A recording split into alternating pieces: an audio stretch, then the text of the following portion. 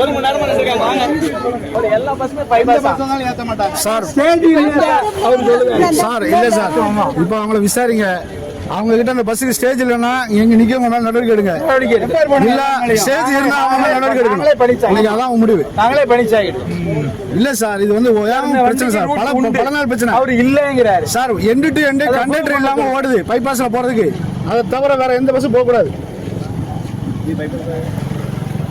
conductor இல்லாத பஸ்ஸை தவிர பைபாஸ்ல போக கூடாது ஒரு பஸ்ஸுக்கு அதிகாரம் கிடையாது இப்ப நான் எடுத்து காமிக்கிறேன்